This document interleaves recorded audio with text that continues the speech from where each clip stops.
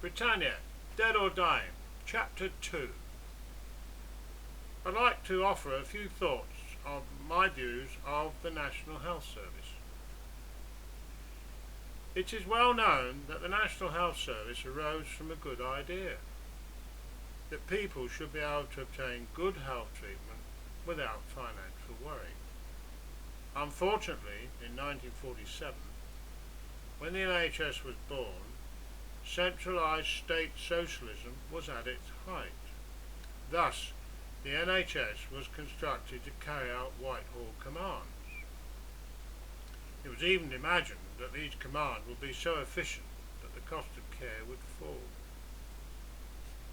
I'm afraid the NHS is a fantasy of state planning, and it is the reality, not the fantasy, that strikes the patients and their friends and relations every day.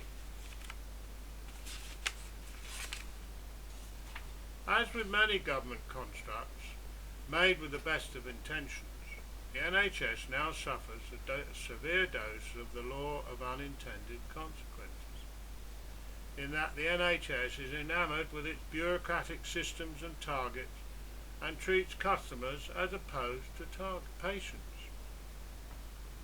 The second law of unintended consequences is the requirement of nursing staff to be educated to graduate level. Professionalising care does not, in the main, produce compassion. The best carers have the right attitude, not qualifications. To be able to perform quality nursing care, nurses must be freed from paperwork and do the real job of nursing people without looking over their shoulder for the next regulatory bogeyman. Because the NHS operates in a bureaucratic morass, consultants tend to work in isolation within their own specialisation.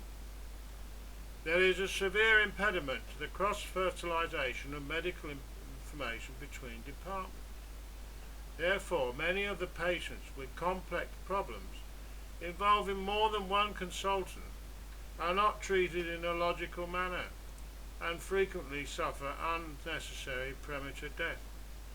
Thus today we have a dysfunctional NHS that's not entirely fit for purpose.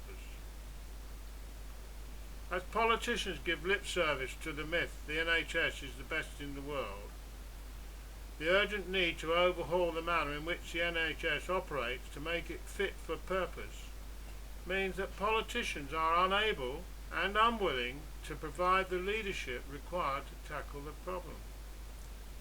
Further, the whole problem of a dysfunctional NHS is compounded by the huge financial burden imposed by the seriously flawed public-private financial initiative.